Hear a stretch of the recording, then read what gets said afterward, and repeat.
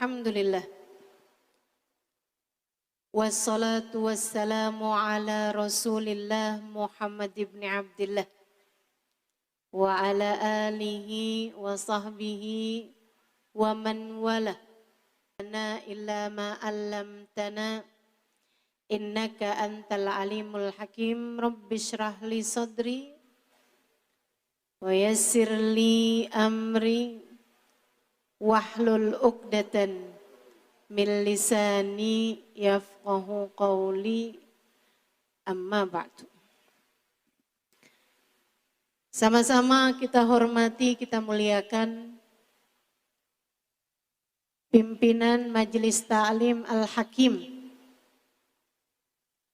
Umi Miza Zakiyah beserta seluruh keluarganya. Kita doakan senantiasa dalam rahmat ridha Allah SWT. Panjangkan umurnya, sehatkan badannya, dimudahkan urusannya, dikabulkan hajatnya, semakin dicinta Allah SWT dan Rasulnya. Segenap panitia, segenap pimpinan-pimpinan pondok pesantren, pimpinan-pimpinan majelis ta'lim, segenap hubabah, segenap syarifah, segenap ustadzah, yang mudah-mudahan semuanya dimuliakan Allah SWT. Semoga panjang umurnya dalam keberkahan, semoga senantiasa dalam lindungan dan bimbingan Allah SWT. Serta tentu saja semua yang hadir di majelis ini, baik ibu-ibu, kakak-kakak, adik-adik, anak-anak,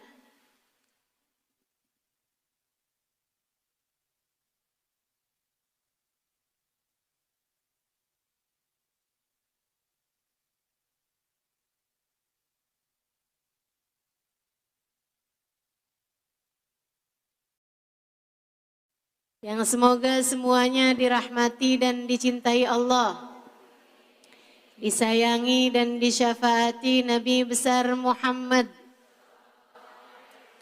Semoga semuanya jadi calon-calon penghuni surga. Semoga semuanya jadi perempuan yang sesuai dengan tema perempuan yang dirindukan surga. Semoga surga yang akan kita masuki nanti tanpa harus melewati azab, tanpa harus melewati siksa, tanpa harus melewati hisab.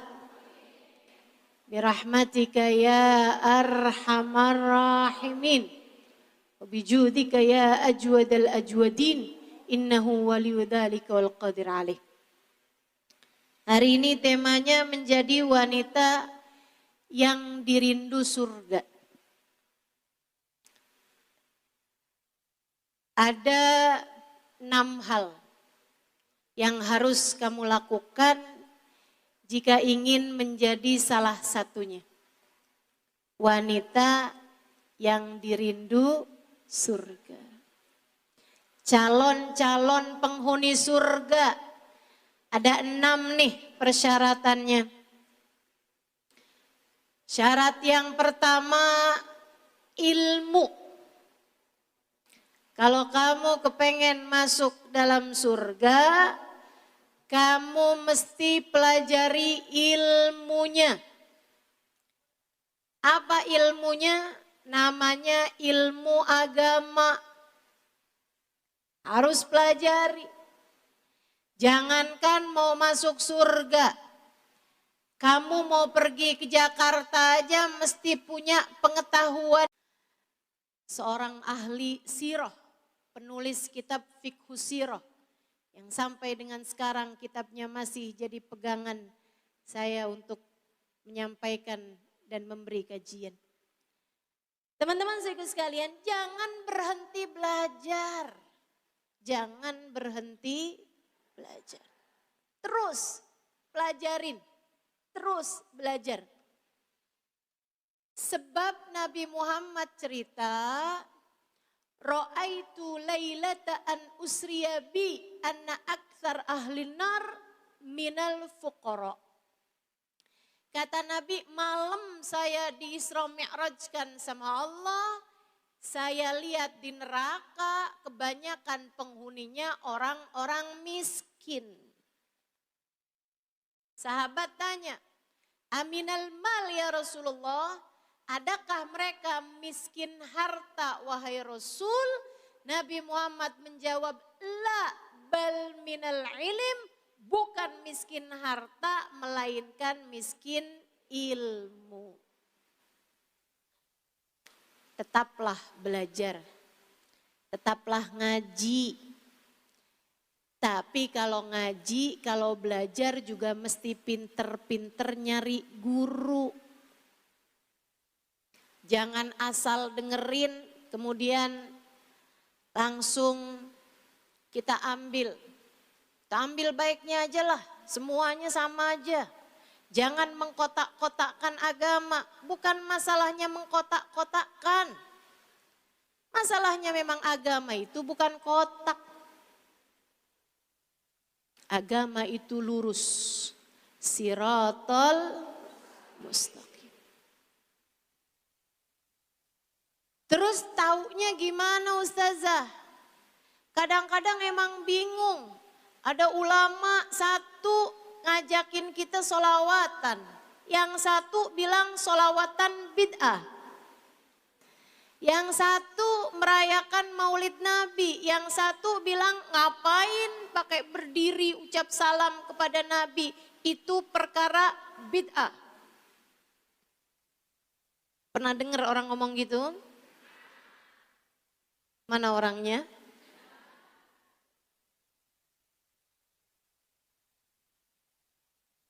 Gimana nih Ustazah, kita bingung. Yang satu bilang berziarah ke makam para wali, berziarah ke makam para nabi. Yang satu bilang jangan berziarah karena mereka sudah meninggal dunia. Kalian kalau berziarah hukumnya haram, bahkan musyrik. Waduh. Kita mau ikut yang mana nih? Dua-duanya sama-sama bawa ayat Quran. Dua-duanya sama-sama bawa hadis Nabi. Bahkan kadang-kadang jenggotnya lebih panjang. Kerudungannya lebih lebar. Ada banyak gelar di belakang namanya. Ini saya jadi ustazah tapi gak punya gelar di belakang nama saya. Mau tambah-tambahin gelar kok kayak gimana gitu.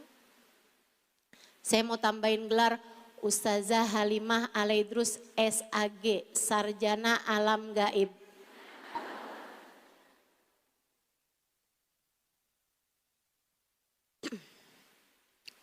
Teman-teman sekalian, kalau kamu mau belajar, pastikan dua hal aja. Satu, yang menyampaikan kajian ilmunya bersanad. Apa maksudnya bersanad? Dia punya guru. Gurunya punya guru. Gurunya punya guru, punya guru, punya guru, punya guru. Sampai nyambung kepada baginda Nabi besar Muhammad. Kenapa gitu? Sebab Nabi Muhammad sudah berpesan di saat haji wada, falyuballighu syahid minkumul ghaib. Yang hadir di antara kalian para sahabat-sahabatku harus menyampaikan agama ini kepada generasi berikutnya yang tidak hadir, yang belum hadir. Maka para sahabat menyampaikan ilmu yang mereka terima dari Nabi Muhammad kepada para tabi'in. Tabi'in menyampaikannya kepada tabi'it tabi'in. Tabi'it tabi'in menyampaikannya kepada generasi berikutnya terus sampai ke zaman sekarang ini. ulama-ulama kita, habaib-habaib kita, guru-guru yang saya belajar kepada mereka adalah guru-guru yang memiliki sanad keilmuan bersambung kepada baginda Nabi besar Muhammad. Dan ada banyak di antara ulama-ulama di Indonesia, para asatidz di Indonesia yang memiliki sanad keilmuan dengan para ulama-ulama di atasnya, bergurulah dari mereka. Bukan orang yang belajar dari Mbah Google. Hukum ziarah kuburan, ngetik di Google. Kemudian keluar. Bukan begitu cara belajar. Agama ini disampaikan bukan lewat kitab. Agama ini disampaikan bukan lewat rekaman suara. Kamu kalau mau nyari rekaman suara Nabi Muhammad, nggak ada. Ceramah Nabi Muhammad pakai suara asli. Ketik di YouTube dah. Nggak ada, teman-teman. Akan tetapi disampaikan lewat suara Nabi Muhammad, didengarkan oleh telinga para sahabat. Sahabat menyampaikannya terus seperti itu sampai di zaman sekarang ini. Ilmu yang punya sanad. Itu nomor satu. Yang nomor dua, ustazah suka rada susah. Kita kadang nggak ngerti, pokoknya ada kajian kita hadir. Gitu gimana ustazah? Gini, kalau kamu mau tahu satu ilmu, itu adalah ilmu yang memang benar-benar nyambung. Nyambung pada Rasulullah, nyambung pada Allah Subhanahu wa ta'ala. Istafti galbak, rasa-rasain hatimu. Majelis ilmu yang benar, majelis ilmu yang bagus, dituruni rahmatnya Allah. Dan rahmatnya Allah itu kalau turun rasanya adem di hati. Majelis boleh gerah tapi hati tetap adem. Begitu? Ketika keluar dari majelis tersebut besar hatimu, besar niatmu untuk menjadi orang yang berusaha semakin baik. Tapi majelis-majelis yang tidak baik, majelis-majelis yang tidak benar, kamu hadir hatinya tambah panas atau hatinya tambah bingung. Sebenarnya yang benar yang mana ya? Nah, tuh. Jadi ini enaknya solawatan apa enggak nih sama Nabi Muhammad nih ya? Katanya bid'ah tuh solawatannya. Nah, kalau kamu bingung-bingung seperti itu, tinggalin majelis-majelis yang begitu. Apalagi majelis yang dengan menjelek-jelekan orang-orang yang dimuliakan di sisi Allah. Kalau kamu hadir di sebuah majelis, ustadznya atau ustadzahnya atau da'inya atau mubalignya menjelek-jelekan sahabat Nabi Muhammad misalnya, segeralah berdiri dari majelis tersebut, jangan dengarkan, jangan pakai acara nggak enakan, berdiri keluar. Kalau ada majelis, kamu hadiri, ustadznya menjelekkan sahabat Nabi Muhammad. Ngomong hal yang buruk tentang sahabat Nabi.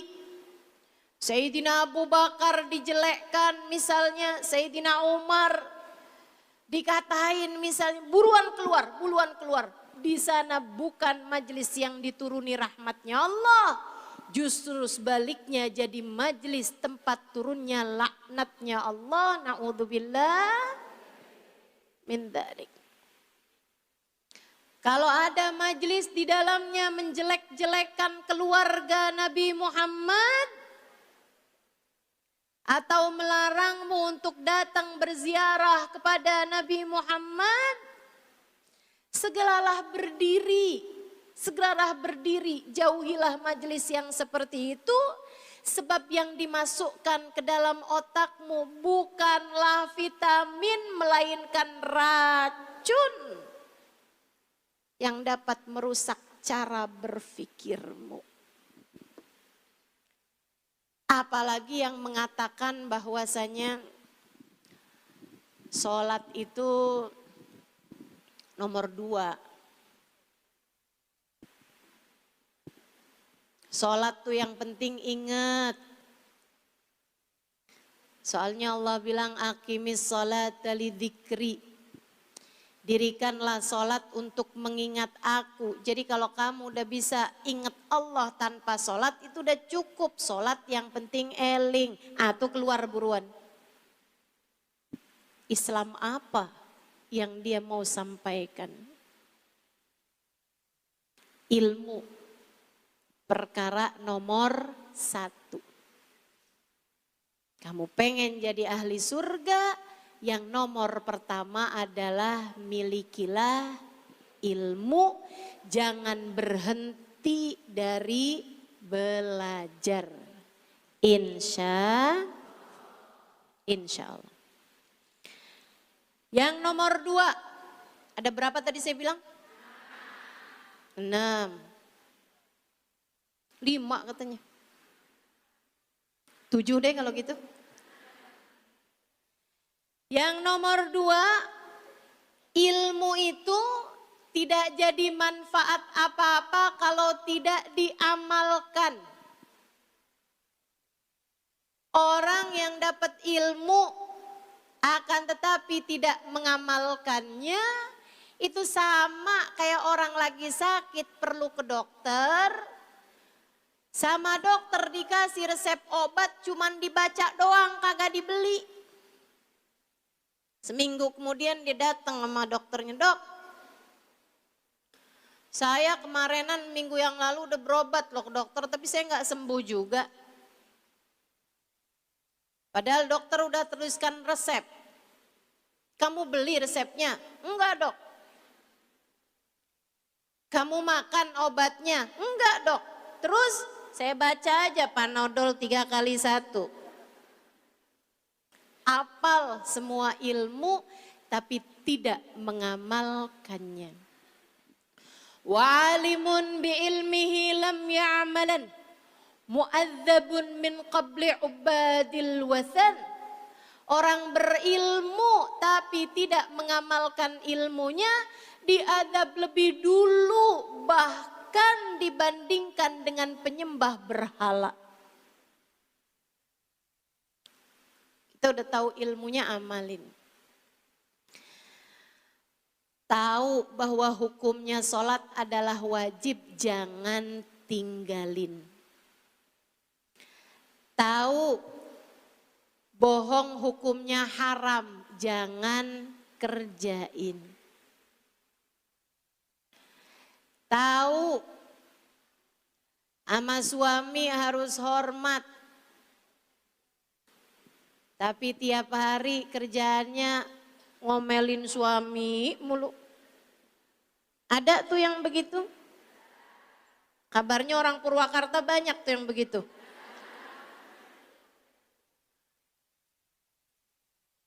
Yuk, abis kita tahu kita amalkan. Insya Allah. Misalnya nih, saya sampein sekarang, Bu, Kak, Dek, kalau mau tidur baca doa,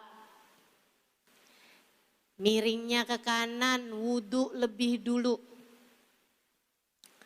Wudhu dulu, ke tempat tidur miring kanan. Baca doa-doanya, Habis selesai semua dibaca, bersolawatlah kepada Nabi Muhammad 10 kali. Gak usah yang panjang-panjang solawatnya dan gak usah dilaguin. Saya takut kamu gak nyampe 10 tuh.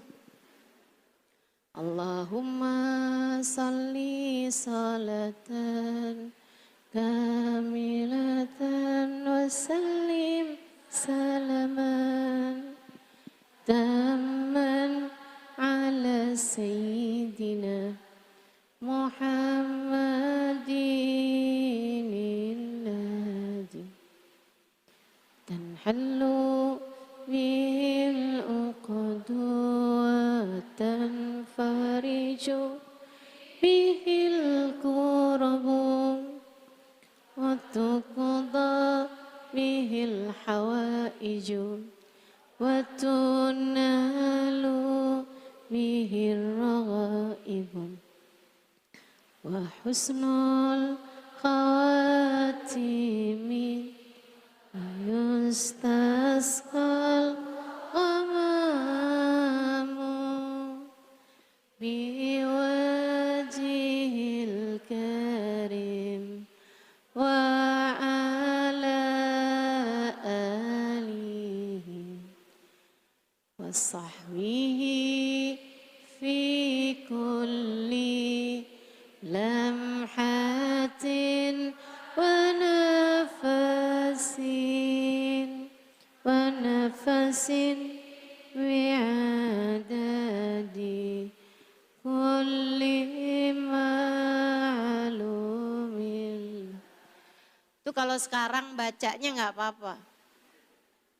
Tapi kalau baca mau tidur 10 kali, saya rasa cuman 1,5. Ini aja saya baru bacain sekali aja udah ada tuh yang di pojokan yang ngantuk. Dah ketiduran. Jadi kalau mau tidur baca sholawatnya yang pendek aja.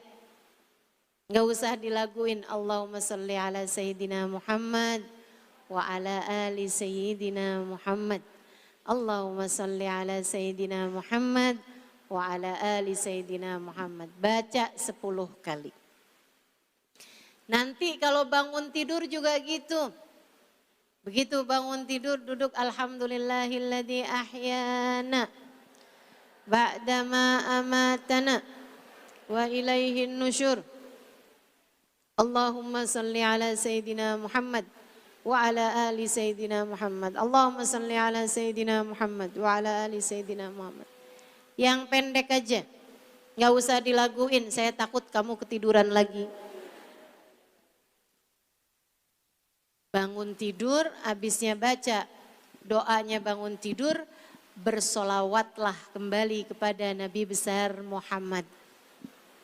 10 kali yang pendek aja. Allahumma sholli ala sayyidina Muhammad wa ala ali sayyidina Muhammad. Allahumma sholli ala sayyidina Muhammad wa ala ali sayyidina Muhammad.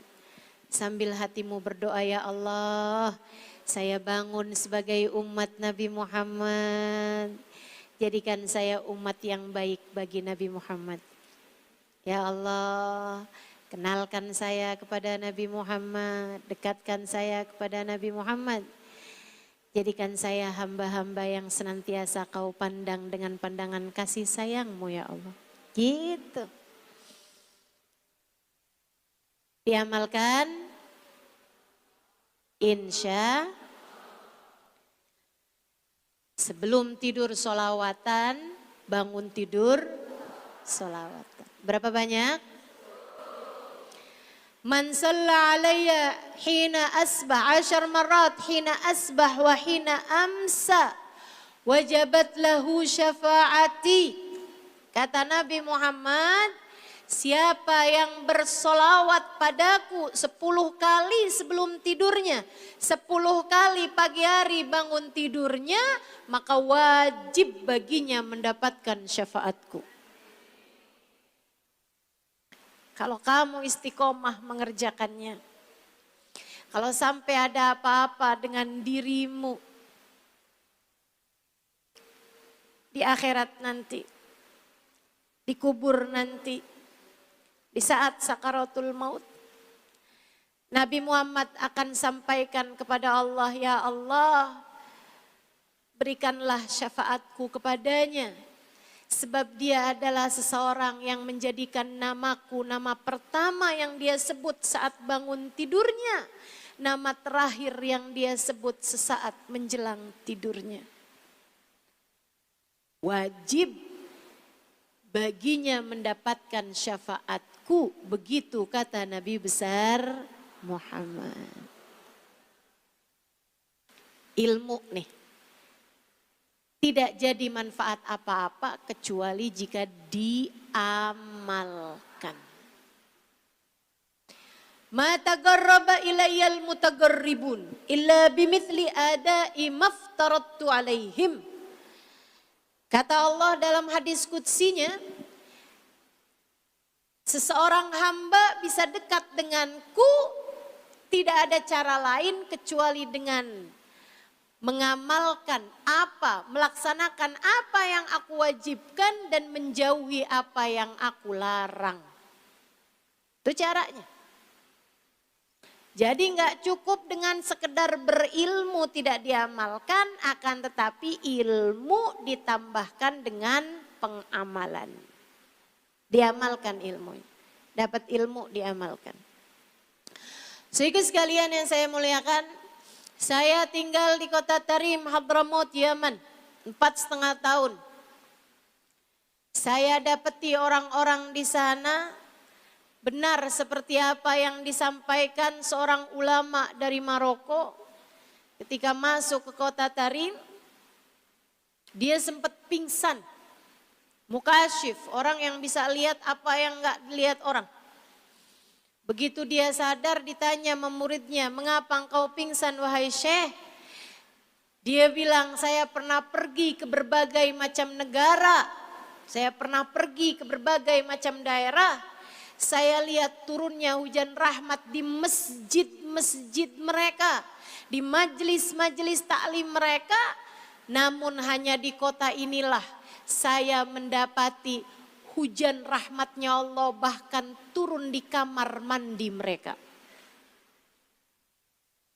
Hujan rahmatnya Allah turun ke dapur mereka, ke kamar tidur mereka, dimanapun tepat dituruni hujan rahmat. Kenapa?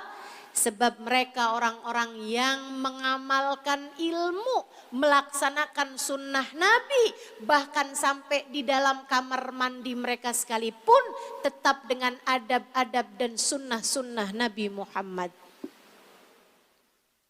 Masuk kamar mandi kaki kiri, keluar kaki kanan, di dalam tidak berbicara. Kalau pipis sambil jongkok, kemudian baca doanya, kemudian dehem sesudah pipis, semuanya diamalkan. Semuanya diamalkan. Cara wudunya mirip cara wudunya Nabi Muhammad. Cara mandinya mirip cara nabinya Nabi Muhammad. Mereka amalkan ilmu agama. Itu sebabnya menjadikan kota tersebut kota yang diturunkan hujan rahmatnya Allah. Bahkan sampai ke kamar-kamar mandinya. Dia bilang tentang ahli Tarim, tempat saya belajar dulu, haula bil malaikati asbah.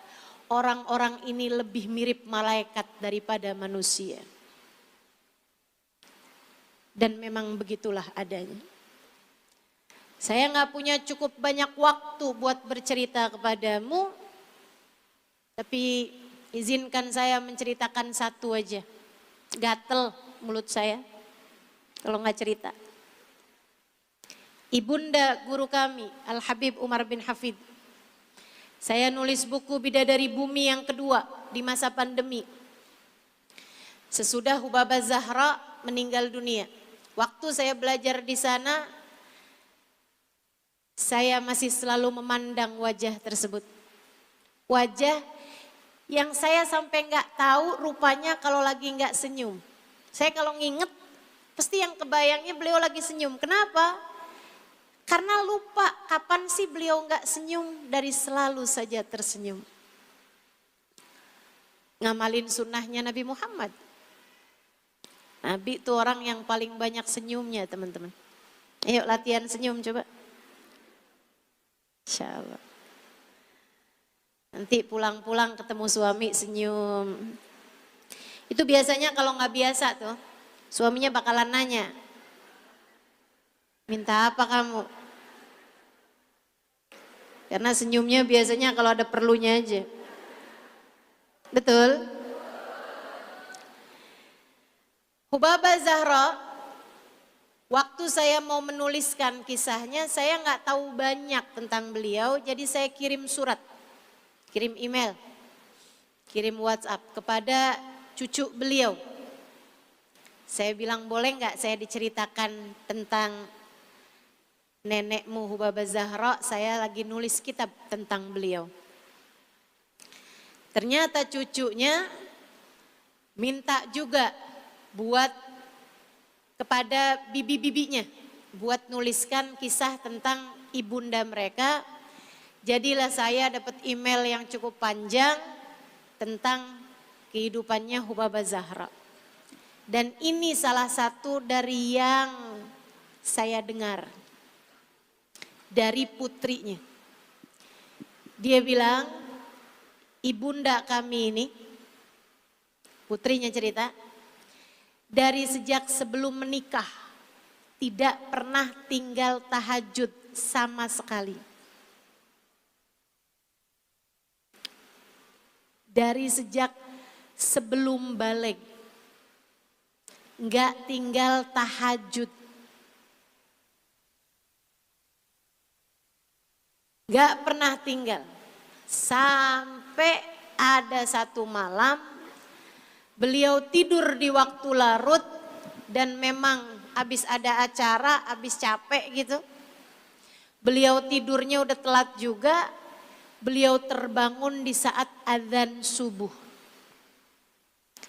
Ketika beliau bangun, dengar azan subuh, beliau nyaris nggak bisa berdiri karena gemeteran. Dia bilang, saya lihat Umi bangun dengan susah payah. Dia bilang, azan al-fajr, itu azan subuh, itu azan subuh. Ya Allah, Zahra magamat lailatha. Ini Zahra nih gak bangun nih malam nih. Saya gak bangun malam ini, astagfirullah, astagfirullah, astagfirullah. Maafin ya Allah, maafin ya Allah. Zahra gak bangun malam, maafin ya Allah, maafin ya Allah. Nangis menuju kamar mandi.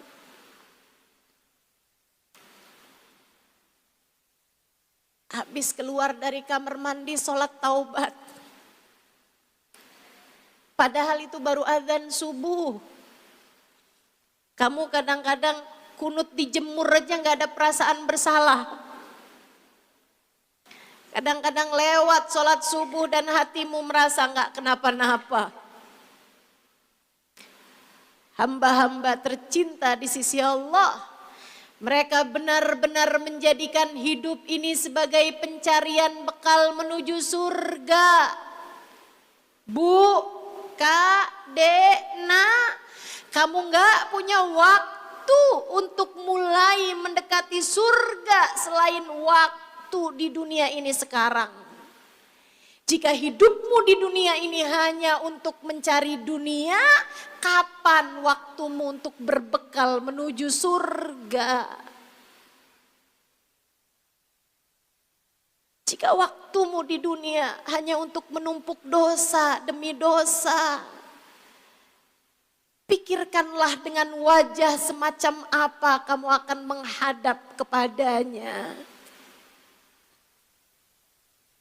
Hubabah Zahra terlewat satu malam dari tahajudnya, gak berhenti menangis. Sampai kata putrinya, sepanjang hari itu sampai besoknya lagi. Sampai ketika beliau sudah bangun tahajud malam hari sesudahnya, barulah berhenti tangisan Hubabah Zahra.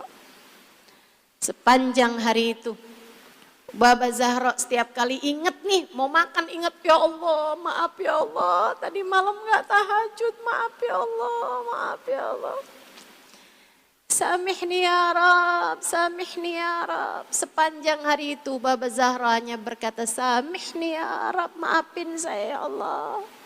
Saya enggak bangun tadi malam ini. Hamba tercinta di sisi Allah. Itu padahal perkara sunnah. Tapi karena beliau menjadikan hidupnya adalah untuk nyari surga, perkara yang sunnah pun nyaris setara wajib bagi mereka. Apatah lagi yang wajib. Semoga kita bisa jadi orang-orang yang dapat selalu mendekati surga insya Allah. Satu apa tadi? Dua apa tadi? Yang ketiga, taubat. Bu, kamu kalau disuruh jalan 300 meter, ringan apa enggak ringan? Ringan dong. Jalan no dari situ, dari depan sana ke sini. Ringan apa enggak ringan? Gimana kalau di belakang punggungmu ditaruhin beras 50 kilo? Gak sanggup. Para ulama mengatakan dosa-dosa yang selama ini kamu lakukan seringkali memberatkan punggungmu untuk bisa bergerak menuju surga. Kalau punya dosa banyak, susah mau bergerak menuju surga. Makanya kadang-kadang nih, udah niat mau hadir majelis mau hadir majelis, ada aja. Mau baca Quran gak jadi mulu. Mau tahajud malam ini, gak bangun lagi. Kenapa ya, saya kok gak gampang bangun tahajud? Kamu tahu sebabnya apa? Dosa-dosa memberatkan dirimu untuk bisa mendekat kepada Allah Subhanahu wa ta'ala. Nabi Ibrahim bilang, wa inni dzahibun ila rabbi. Aku adalah orang yang bergerak, berjalan menuju Allah Subhanahu wa ta'ala. Allah sendiri berfirman dalam Al-Quran, kata Allah Subhanahu wa ta'ala, fafirru ilallah, berlarilah kalian menuju Allah. Dalam ayat yang lain Allah bilang wasari'u ila maghfiratin mir rabbikum, bersegeralah menuju ampunan Allah Subhanahu wa taala, wa jannatin, bersegeralah menuju surga. Kita disuruh buru-buru, kita disuruh jalan cepat, kita disuruh lari sama Allah Subhanahu wa taala. Nah, kadang-kadang enggak bisa lari, enggak bisa jalan cepat gara-gara keberatan barang di belakang punggung kita.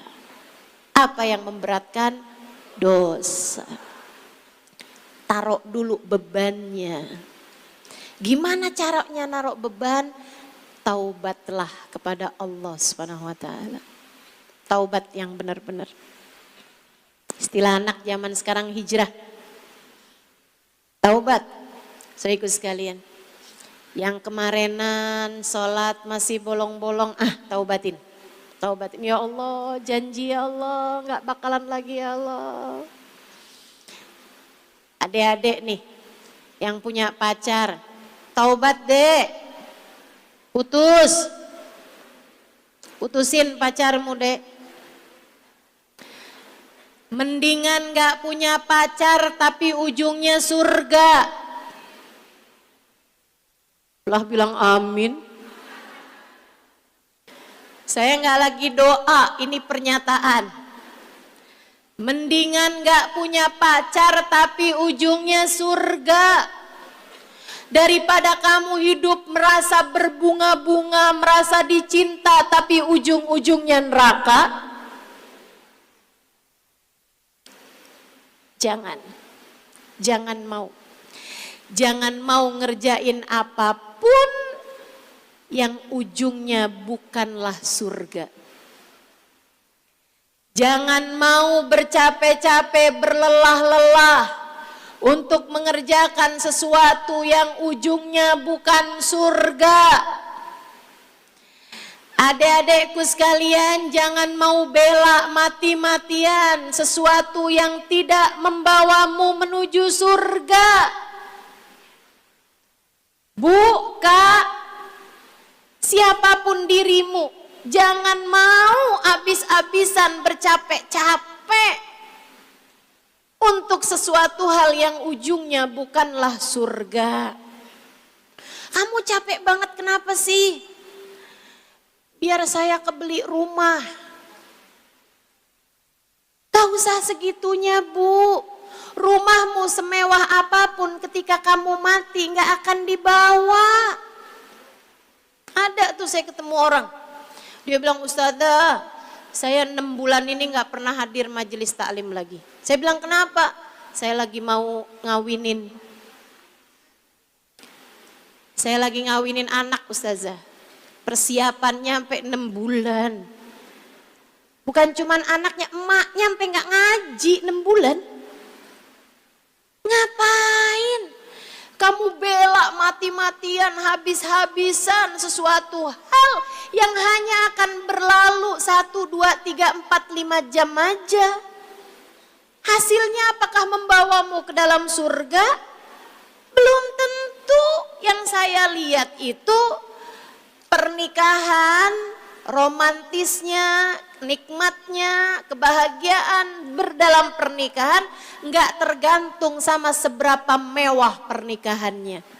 Kadang nikah mewah banget, habis miliaran, 5 bulan cerai. Ada yang begitu?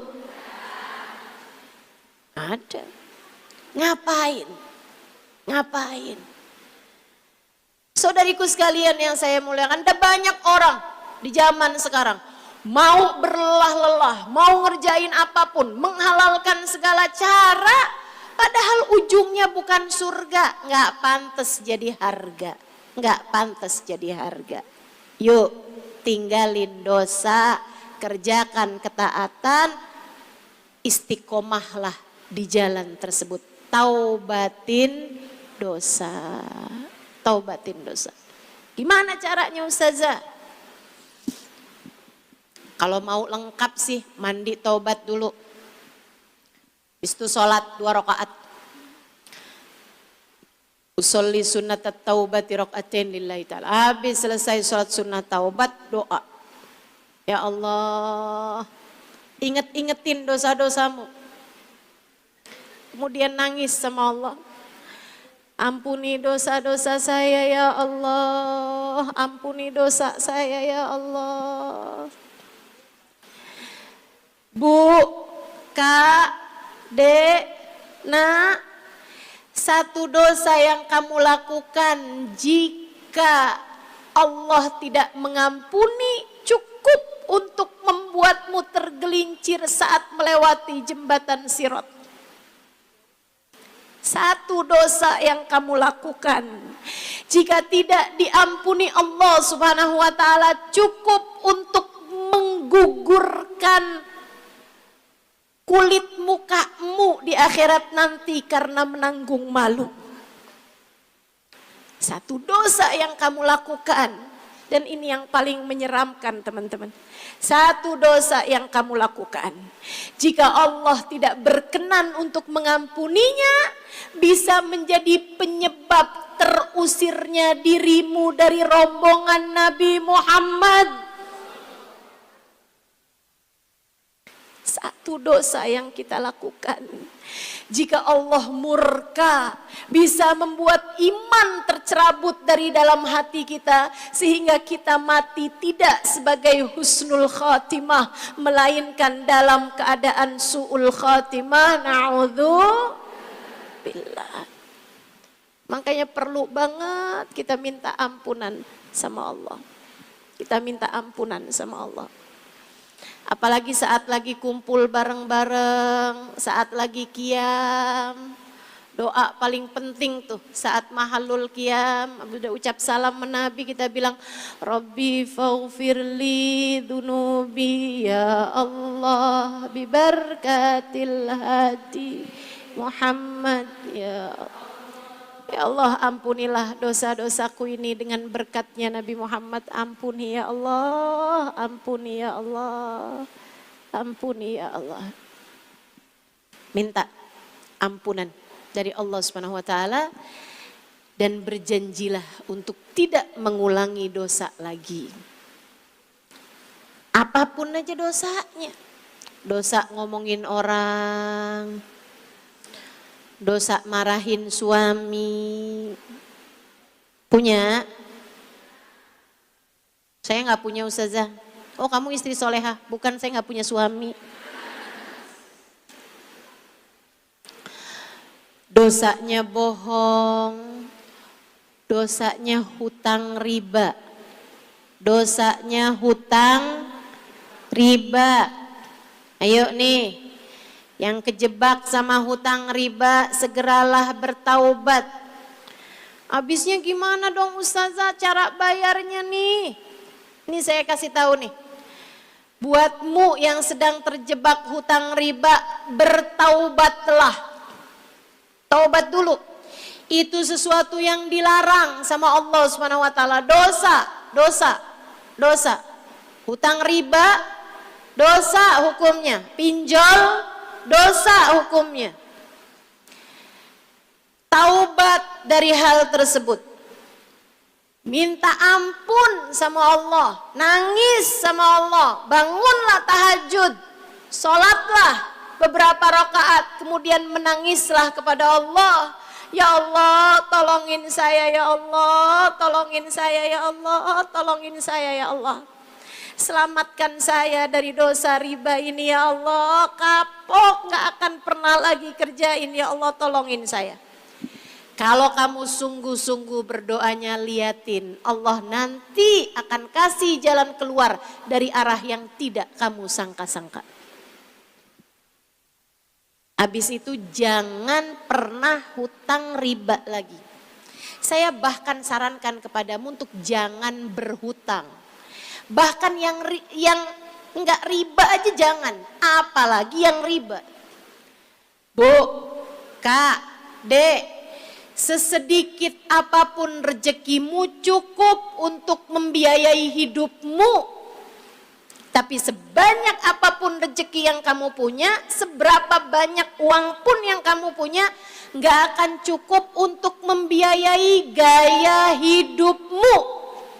Maka kalau pengen hidup dalam keadaan damai, jangan kebanyakan gaya. Setuju? Udah aja gak apa-apa. Gak punya baju yang kayak dipakai tetangga kamu gak apa-apa. Gak punya tas yang dipunya sama teman kamu gak apa-apa. Nggak punya sepatu, nggak punya HP yang kayak dipegang sama saudara kamu, nggak apa-apa. Hidup ini bukan perlombaan siapa yang paling kaya. Hidup ini adalah perlombaan menuju surga. Nggak apa-apa, nggak apa-apa. Saudariku sekalian yang saya muliakan, bertaubatlah. Dan berjanjilah gak akan ngulangin lagi ya Allah, kapok ya Allah, gak mau ngulangin lagi ya Allah. Itu yang nomor 4. Saudariku sekalian yang saya muliakan, kalau kamu mau menuju surga, pastikan rezekimu adalah rezeki yang halal. Jangan berani-berani sama yang haram. Para istri, jangan ngambil duit suami tanpa izin. Kalau nemu duit di saat lagi nyuci baju suami, balikin.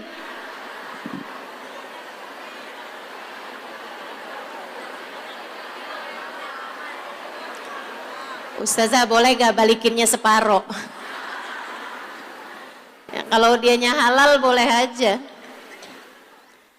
Gitu. Jangan berani sama yang haram-haram, teman-teman saudariku sekalian. Ini saya kasih tahu ya, saya kasih tahu. Uang itu kalau haram, larinya pasti akan kepada hal yang haram. Saya kasih tahu. Saya punya guru, satu hari cerita.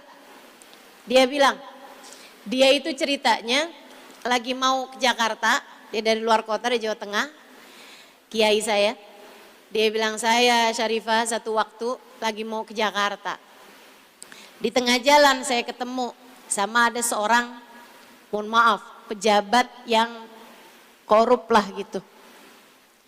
Tapi ya walaupun dia korupsi, walaupun dia hartanya nggak halal, namanya orang ketemu sama kiai gitu emang biasa tuh, suka ngamplopin. Makanya saya selalu doa aja, saya nih doa minta sama Allah. Ya Allah, hul baini wa bainahum. Ya Allah, jauhkan saya dari harta yang haram. Jauhkan saya dari orang yang punya harta yang haram. Jangan jadikan mereka dekat sama saya. Waqbid anna aydiyahum. Jadikan mereka yang pada punya harta haram pelit buat ngasih saya. Jangan ya Allah. Jangan biarkan saya kena sama barang-barang yang haram. Susah mau taatnya, Bu. Itu kayak bensin. Saudaraku sekalian, kayak bahan bakar. Kalau udah haram, haram semua nanti yang dikerjain. Kiai saya ini cerita, dia bilang saya dikasih orang uang yang kayaknya haram gitu. Saya taruh aja di saku, saya bilang ya terima kasih. Habis itu saya lihat isinya 500.000. Berangkat nih Jakarta. Sampai di tengah jalan ditilang polisi.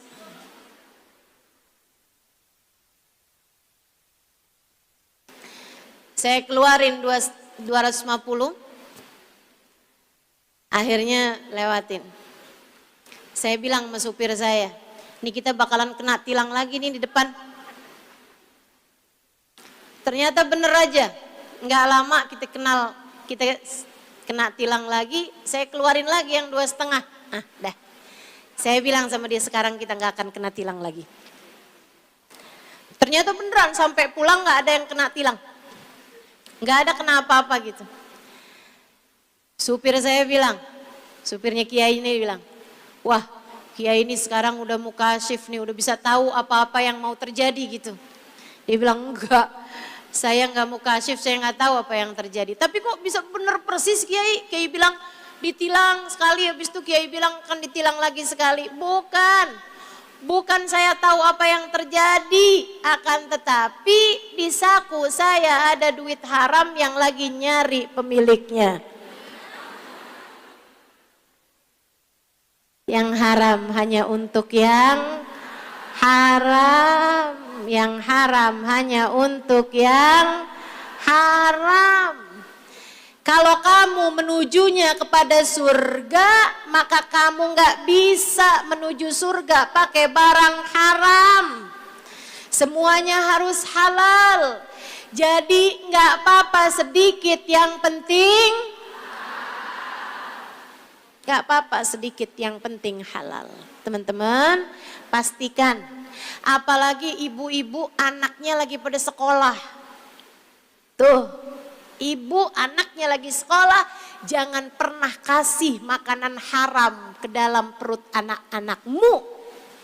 Kalau kamu kasih makanan haram, ilmunya nggak akan jadi ilmu yang manfaat. Bersiap-siap aja. Ntar anak hanya akan jadi anak yang durhaka. Na'udzubillah min dzalik. Yang keempat, pastikan rezekinya. Yang kelima, teman-teman sekalian, pengen jadi ahli surga, pastikan kamu berakhlak dengan akhlak yang baik. Asgal mayudha fil mizan al khuluqil hasan. Yang paling bisa memberatkan timbangan adalah akhlak yang baik.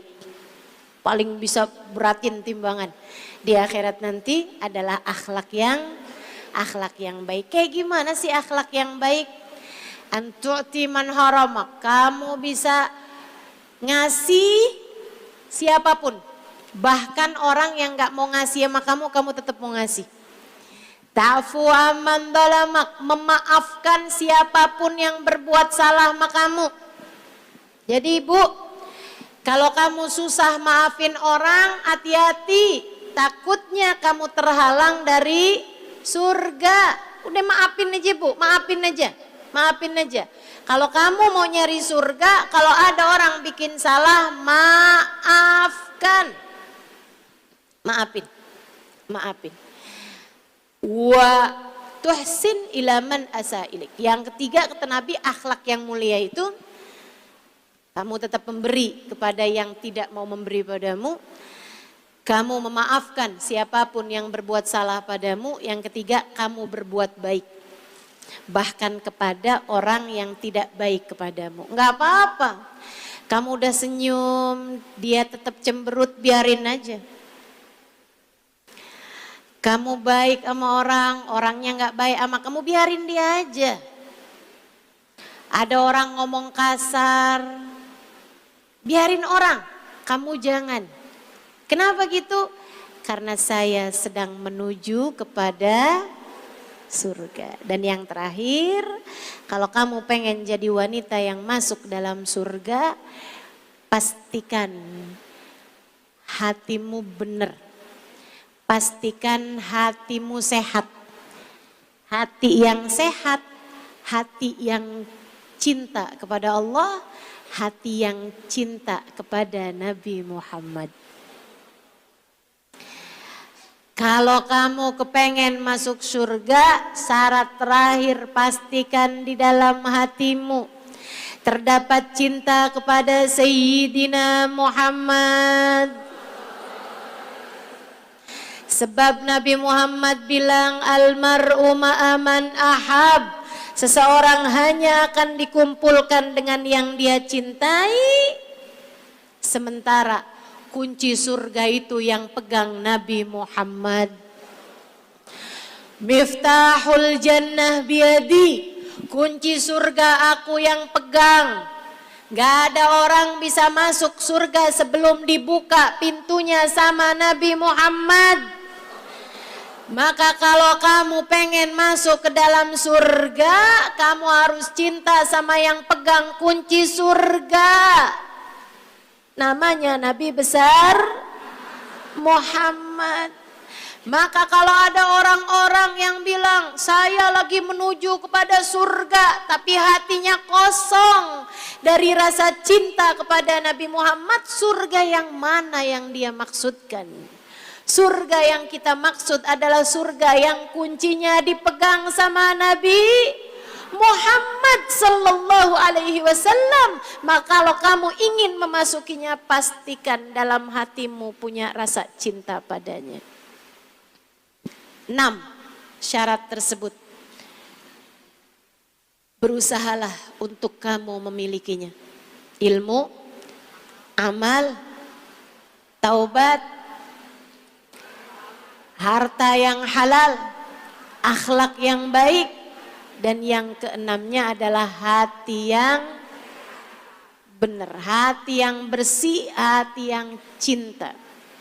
Cinta kepada siapa? Kepada Allah. Cinta kepada Nabi Muhammad. Dan cinta kepada apapun yang mendekatkan kita kepada Allah dan Rasulnya. Mudah-mudahan bisa diamalkan. Mudah-mudahan diberi kemudahan untuk dapat menempuh jalan ini, insya. Kita minta pada Allah Subhanahu wa taala, semoga Allah turunkan kepada kita hidayahnya. Semoga Allah karuniakan kepada kita ilmu yang manfaat. Semoga Allah Subhanahu wa taala turunkan ampunan, mengampuni segenap dosa-dosa kita, memaafkan setiap kesalahan-kesalahan kita. Semoga Allah Subhanahu wa taala memberikan kepada kita hanya rizki yang halal dalam kehidupan kita, menjauhkan yang haram-haram dari kehidupan kita. Dan semoga Allah menganugerahkan kepada kita akhlak yang mulia serta memberikan kepada kita, menaruhkan dalam hati kita rasa cinta yang besar kepadanya, rasa cinta yang besar kepada Nabi besar Muhammad sallallahu alaihi wasallam. Jangan halangkan kami dari kesemua hal ini ya Allah. Ala hadhihi niyah wa bikulli niyatin salihah wa ila hadratin Nabi Muhammad sallallahu alaihi wasallam. Al-Fatihah.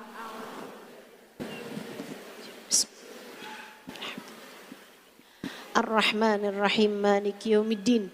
Iyyaka na'budu wa iyyaka nasta'in. Ihdinas siratal mustaqim.